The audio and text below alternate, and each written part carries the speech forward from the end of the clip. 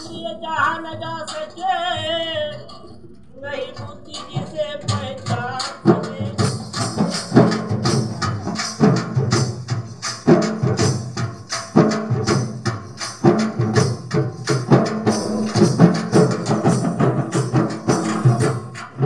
मन इंद्रिय जहाँ न जा सके, नहीं बुद्धि जिसे पहचान सके, नहीं शब्द कहाँ पर जा सके, बिन सदगुरु को लगाए सके।